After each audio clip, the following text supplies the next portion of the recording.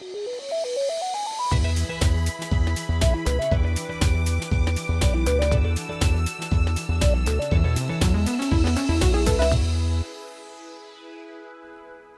we're on the tail end of it all now, so to speak. I want to finish off everything with a nice, smooth look to the tail. I want to make sure that the tail matches the length of the body. I want to make sure that the tail is not too long this way. I want to make sure that the tail is going to help make the rear end either stronger or more pronounced than what it already is. If I have a rear end that's real weak, I may want to accentuate it by removing some hair or add to the rear end. If I have a rear angulation like this, which is really, really nice, I'm not going to have to worry so much about what happens with the tail. I am going to have to worry about length, and I'm going to have to worry about the length of his body. So when I pull this out, I want to see the whole body and see if this tail matches the length of his body. If it's too long, if it were to be out here, it might make him look too long. If it were too short, it may look funny and make his body look too long or too short. But actually, this dog's tail, for him, is a good length where it already is. Now, remember what I said.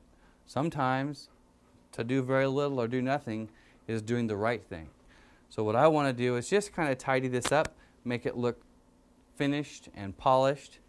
And here's how we do that. There's many different ways to do tails. You can spin them and twist them and do all this kind of funny stuff.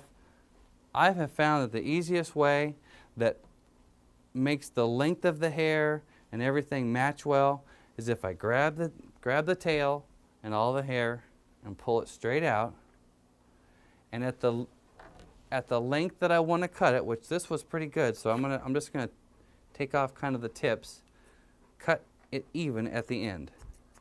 And I use my thinning scissors, so it looks nice and soft and not a real harsh edge. And I cut it nice and even. And then I take it, pull it back, and I'm going to make kind of like a round a modified pom-pom, if you will. Kind of round it off. Make sure there's no real long hairs. It doesn't have to be perfect this time because I'm going to come back and do it one more time. Repeat the same process. Like so. I'm going to take my brush. It's one of the few times it's okay to not add any kind of moisture because you're not going through it too many times. You just want to make sure that everything's laying out. I'm going to pull it back through again and leave just a little bit bigger pom-pom so that I can round it just a little bit more.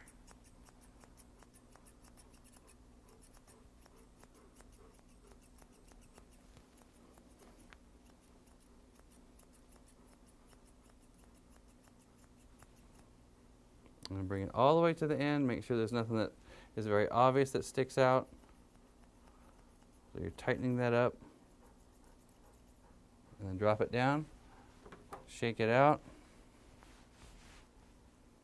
And if you see, by doing it that way, it gives me a nice natural look. I didn't have to go and try to trim this with straight scissors or anything else that you see, because golden retrievers are not supposed to have their feathers trimmed like this. Any kind of exaggerated setter look or Springer look or anything like that. This is nice and flowing. The last thing I have to look at and worry about is whether or not there's any definition between his body and his tail that needs to be added. What I'm going to show you is if there was no definition here, if this hair all came back here, how does that look as far as his rear end goes? Does it still look stronger? Or if I took a little hair out from underneath, and sometimes you just have to play with the hair and do things like this. Use your scissors or something to extend it out. How does that look? Well, actually, it's going to give him a little bit more strength here, but that's a little bit too exaggerated. So somewhere in between would look really good. Okay. Also, by cleaning this up, it will make it more sanitary and keep him cleaner. So what I'm going to do, I'm going to lift the tail up and pull all the long hair out. So I am left with some of this little bit of hair in here. And I'm going to take my scissors at different lengths. I want to just kind of smooth it out. Just take some of it out, but leave it a little bit jagged or not tidy, if you will, because I don't want it to be all the same length. Do it to both sides.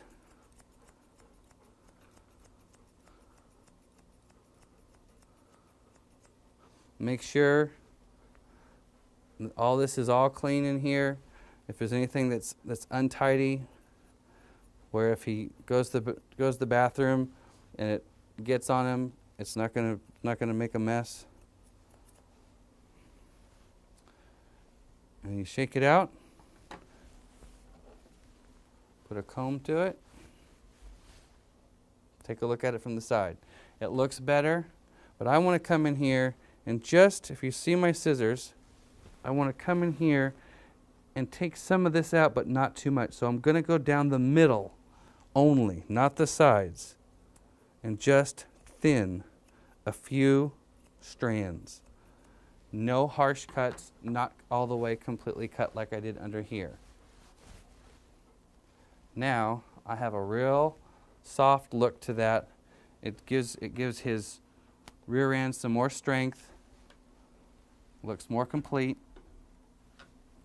Let me get him standing. There you go. Now it's nice and complete. Have some definition here, not too much. There are people who will take hair out of here. If you have a real long body dog, you can come in here and take some out with a stripping knife or with your thinning scissors. But be careful that you don't take too much of this guard hair, because you don't want an exaggerated, I've seen this many times, where it looks real white like this. And you don't want that. You don't want this guard hair showing. So make sure that if you do take it out there, you're stripping undercoat only. Because you can take this out and shorten up a back that way also. Tail is very easy. If you're doing anything more than that, you're wasting your time. There you go.